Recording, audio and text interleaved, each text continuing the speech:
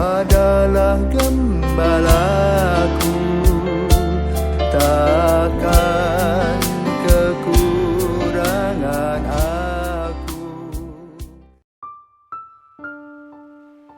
Saudara-saudara terkasih, selamat pagi. Salam jumpa lagi dalam Sabda Siap Saji. Selamat Paskah. Mari kita berdoa dalam nama Bapa, Putra, dan Roh Kudus. Bapa penuh kasih, perayaan cahaya Kristus sudah dilakukan.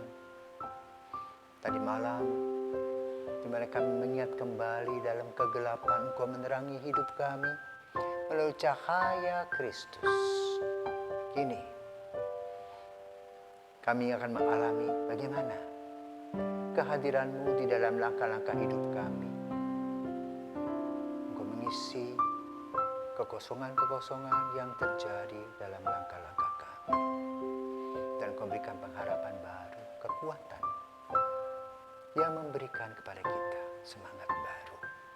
Terima kasih Bapa, dan berkatilah kami pada hari ini demi Kristus Putra-Mu dan pengantara kami kini sepanjang masa. Amin. Tuhan bersamamu dan bersama roh-Mu. Inilah Injil Yesus Kristus menurut Yohanes, dimuliakanlah Tuhan. Pada hari pertama minggu itu, pagi-pagi benar ketika hari masih gelap, pergilah Maria Magdalena ke kubur Yesus. Dan ia melihat bahwa batu telah diambil dari kubur.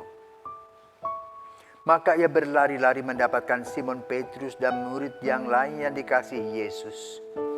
Ia berkata kepada mereka, Tuhan telah diambil orang dari kuburnya, dan kami tidak tahu di mana ia diletakkan. Maka gurunya berlari bersama-sama, tetapi murid yang lain itu berlari lebih cepat daripada Petrus, sehingga ia lebih dahulu sampai di kubur. Ia menjengkam dan kafan tergeletak di tanah, akan tetapi ia tidak masuk ke dalam. Maka tibalah juga Simon Petrus menyusul dan masuk, melihat kain kafan tergeletak di tanah, sedang kain peluh yang tadinya ada di kepala Yesus dekat kain kafan itu, tetapi agak di samping di tempat yang lain dan sudah tergulung.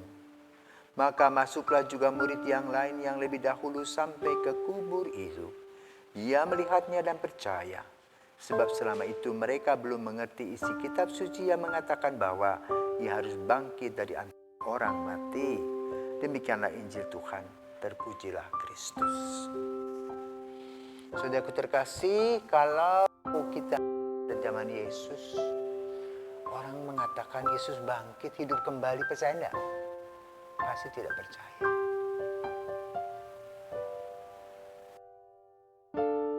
Bapak para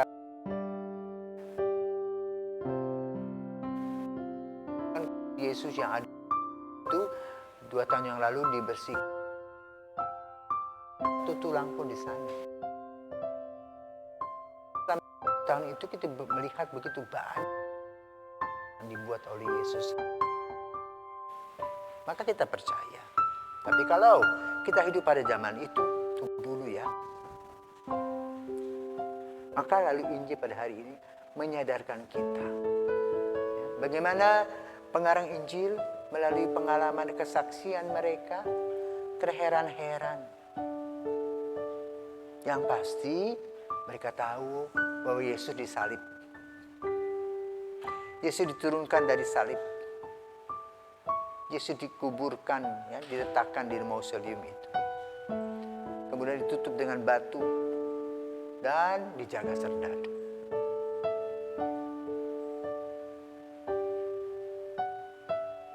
Lalu para wanita punya gagasan, belum memandikan Yesus, membersihkan Yesus dari luka-lukanya.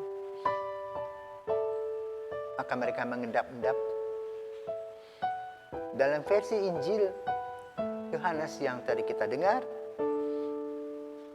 yang paling repot, ribet itu Magdalena yang kehilangan Yesus. Maka dia ingin tahu. Dan dia lihat bahwa Yesus tidak ada lagi di sana. Dia mengintip dari luar kubur itu. Maka kemudian apa yang dibuat? Maria tahu.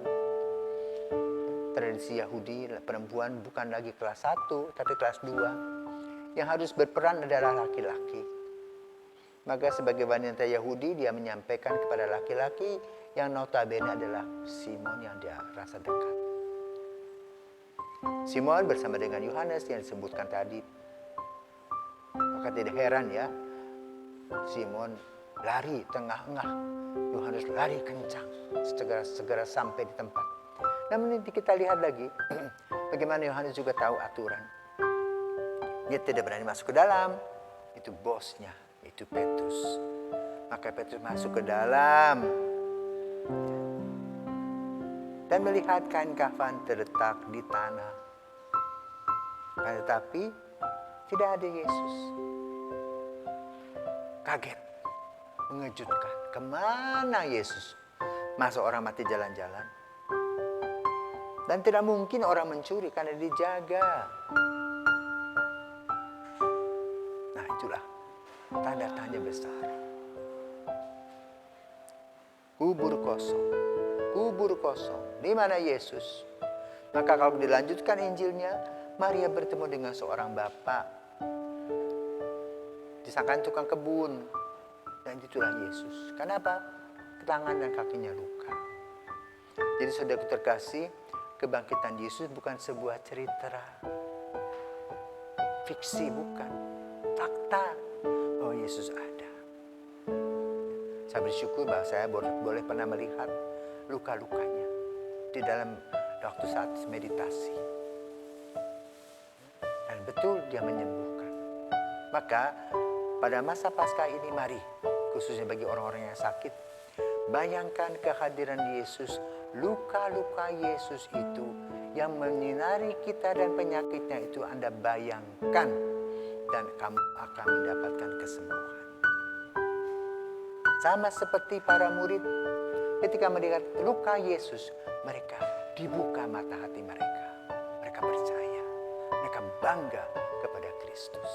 Lalu mereka menjadi saksi kebangkitan Yesus. Dan kita juga adalah saksi kebangkitan. Maka mari saudara terkasih, kita berjalan sebagai saksi yang yakin dan percaya bahwa Yesus bangkit memberikan pencerahan. Yesus bangkit memberikan pengharapan. Yesus bangkit memberikan semangat dan hidup yang baru. Yesus bangkit memberikan kepada kita kekuatan. Yesus bangkit membuka mata dan hati kita bahwa dia betul adalah Tuhan Kyrios. Tidak ada siapapun juga kecuali Yesus. Maka mari kita berjalan menjadi murid-muridnya yang setia, yang percaya bahwa kubur kosong melahirkan satu pengharapan, satu bukti nyata bahwa Tuhan memang luar biasa. Allah yang menjadi manusia itu membawa kekuatan baru dan menggoncang dunia. Semoga kehadiran Yesus dalam Paskah ini juga membangkitkan kita khususnya menghadapi masa COVID-19. Tuhan senantiasa memberkati kita. Amin.